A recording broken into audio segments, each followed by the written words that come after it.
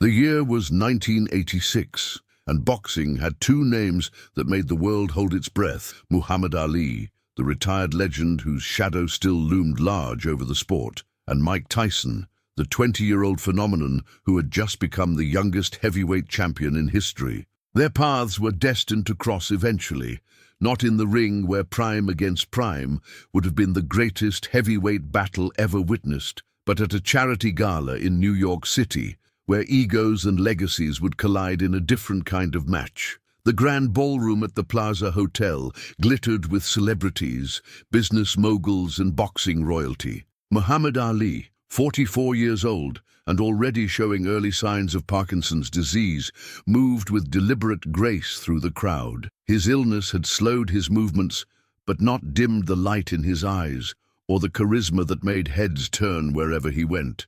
Despite his physical challenges, Ali remained the embodiment of dignity, his legend transcending the sport he had revolutionized. If this story has already made you feel something, however small, don't leave without giving back. Comment and tell me where you're watching this video from, and subscribe to the channel. Mike Tyson arrived late, a hurricane of energy surrounded by an entourage that parted the crowd like the Red Sea. Fresh off his championship victory over Trevor Berbick, Tyson carried himself with the raw confidence of a young man who believed himself invincible. His black tuxedo barely contained his muscular frame, and his face, still unmarked by the battles to come, wore the expression of someone who knew the world was his for the taking. Don King, with his gravity-defying hair and louder-than-life personality, orchestrated the inevitable meeting between the two champions. "And the greatest of all time meets the future of boxing," he announced to the small crowd that had gathered around them, sensing something momentous was about to happen. Ali extended his hand first, a subtle tremor visible as he reached out to Tyson. "You're doing good, young brother," Ali said, his voice softer than in his prime, but still carrying that unmistakable musicality. "I've been watching you." Those who were close enough noticed something shift in Tyson's demeanor. Later, some would say it was respect giving way to something darker, perhaps the insecurity of a young champion standing before the man whose legacy he could never escape, or perhaps the arrogance of youth that believes it has already surpassed the old guard. "I appreciate that, Mr. Ali," Tyson replied, his voice uncharacteristically tight. "But I would have knocked you out if we fought."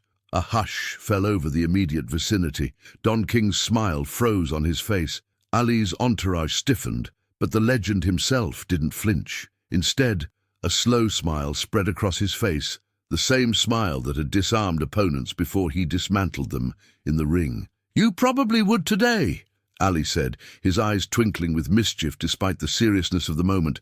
"But we don't fight today, and yesterday's me. That's a whole different story, young man." The exchange at the plaza became boxing law overnight. Sports columns across America ran with the story, "Tyson challenges Ali's legacy." Television pundits debated the hypothetical matchup between Ali in his prime and the current incarnation of Mike Tyson. Boxing gyms buzzed with passionate arguments about who would have prevailed. 3 days after the gala, Tyson was training at Gleason's gym in Brooklyn. The rhythmic sounds of speed bags, jump ropes slapping against the floor, and leather gloves impacting heavy bags filled the air. Tyson, wrapped in a grey sweatsuit drenched in sweat, was demolishing the heavy bag with combinations that made even seasoned trainers wince.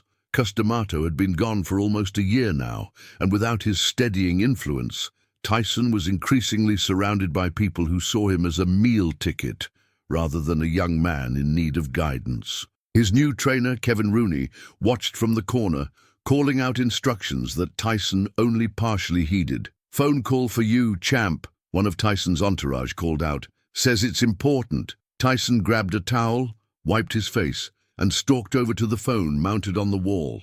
"Yeah," he barked into the receiver. "Mike, this is Muhammad Ali." The voice was unmistakable, even through the slight slurring that had become more pronounced in recent months. Tyson's expression changed instantly, shifting from irritation to surprise. "Mr. Ali, what can I do for you?" "I've been thinking about what you said the other night," Ali said. "About knocking me out." Tyson's entourage had gathered around, sensing something significant was happening. Tyson turned his back to them, cupping his hand around the mouthpiece of the phone. "Look, I didn't mean any disrespect." No, Ali interrupted. "You meant exactly what you said, and that's okay. Confidence is what makes a champion. But there's a difference between confidence and wisdom, and I'd like to show you that difference. Not in the ring. Those days are behind me. But I think we could both benefit from spending some time together. Just you and me. No cameras, no reporters. What do you say?" Tyson hesitated. The old Ali would have responded to such a challenge with poetry and predictions, turning it into a media circus. This measured invitation was unexpected. "What exactly are you proposing?" 3 rounds, Ali replied. "Not of boxing, of understanding. Meet me at Deer Lake tomorrow.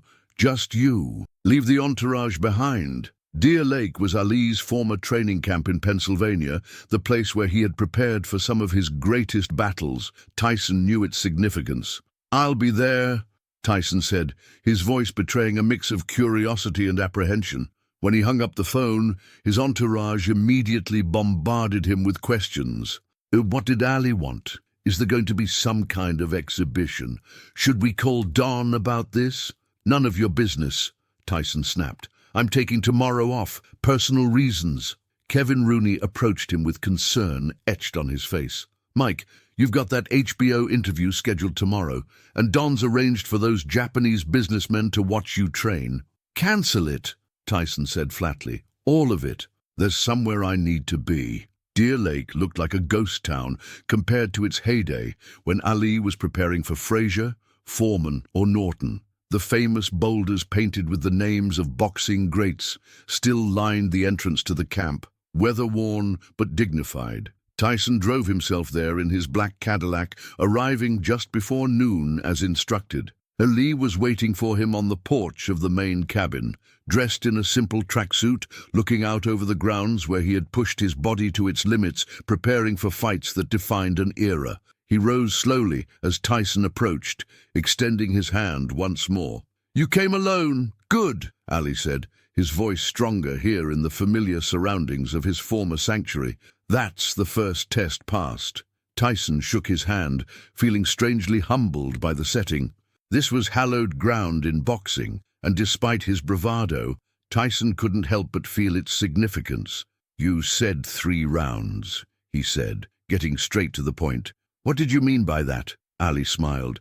"Always in a hurry. That's youth for you. Come, walk with me first." They walked the grounds slowly, Ali's pace dictated by his condition. He pointed out where different aspects of his training had taken place.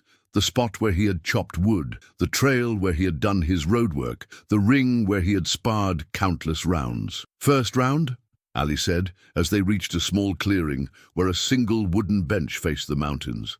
"Sit." Tyson, unused to taking orders but strangely compliant in Ali's presence, sat beside the older champion. "You said you would knock me out," Ali began. "And maybe you're right. You're strong, faster than people realize, and you have that killer instinct. But boxing isn't just about who hits harder or who's quicker. It's about the mind." Ali tapped his temple with a slightly trembling finger. "In my prime, I didn't just beat men with my fists. I beat them with this. Before they ever stepped in the ring, they'd already lost because I got in here." He pointed to his head again. "George Foreman was stronger than you are now. Hit harder too. But who won the rumble in the jungle?" "You did," Tyson admitted, "because I had a plan. I had patience. I had purpose beyond just destroying the man in front of me." Ali's eyes took on a faraway look. "What's your purpose, Mike? Beyond being champion, beyond proving you're the baddest man on the planet?" Tyson stared at the ground, uncharacteristically silent. No one had asked him such questions since Cuss died. "To be the best," he finally said. "To be remembered. Remembered for what?"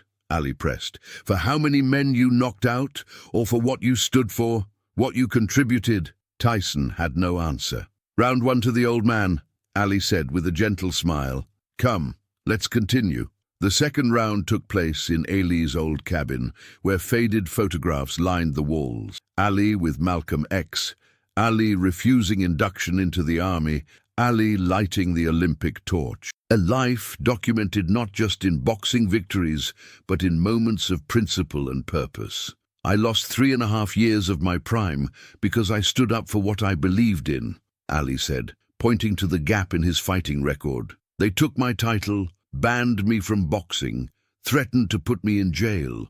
Would you make that sacrifice, Mike? Would you give up everything for something bigger than yourself? Tyson looked uncomfortable. Different times, he muttered. I don't have to make those choices. Everyone has to make choices about what they stand for, Ali countered. Every day, in big ways and small, how you treat people, what you do with your influence, whether you lift others up or just serve yourself. Ali placed a hand on Tyson's shoulder. You have more power than you realize, young champion, not just in your fists, in your voice, in your example. What will you do with that power? Tyson felt exposed, as if Ali could see through the armor of aggression and bravado to the wounded, insecure young man beneath. No one had spoken to him this way since Cuss. Everyone else either feared him or wanted something from him. Round 2, Ali said softly, also mine. But the third round is the most important. The final round took place in the old training ring, now weathered and sagging in places. Ali climbed through the ropes with difficulty, waving away Tyson's instinctive offer of assistance. In here, Ali said once they were both in the ring, I learned my greatest lesson, not how to hit, but how to get hit and keep moving forward, how to suffer and persevere. Ali moved around the ring slowly, a shadow of his former dancing self, but still with hints of the old grace. Everyone focuses on my victories, but it was my defeats that defined me. Frazier the first time, Norton breaking my jaw, Spinks taking my title. Each time they said I was finished. Each time I came back stronger. He stopped and faced Tyson directly. You haven't been tested yet, Mike. Really tested.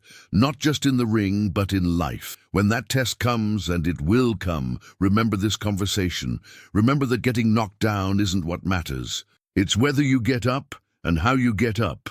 Tyson felt something shift inside him, some defensive wall beginning to crumble. Why are you telling me all this? Why do you care? Ali's eyes softened. Because I see myself in you. The talent, the anger, the fear hidden behind the ferocity. But I also see what you could become, good or bad. And contrary to what you might think, I want it to be good. For your sake, and for the sake of the sport we both love. In that moment, Mike Tyson, the self-proclaimed baddest man on the planet, felt like a child receiving wisdom from an elder. I didn't mean what I said, he admitted, about knocking you out. It was just talk. I know, Ali said with a smile, but it gave me a reason to bring you here. To pass along something more valuable than any championship belt. The meeting at Deer Lake remained private, as Ali had requested. No press release followed, no joint interview or photo opportunity. But those close to Tyson noticed subtle changes in the weeks that followed. He was more focused in training, less volatile outside the ring. He began visiting children's hospitals without publicity, inspired by Ali's example of using his platform for more than self-promotion.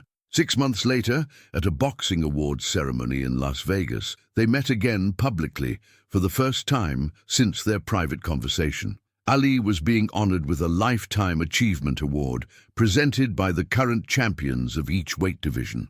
When it was Tyson's turn to say a few words, he approached the microphone with uncharacteristic humility. The ballroom fell silent, everyone aware of the supposed tension between the two champions following Tyson's earlier comments.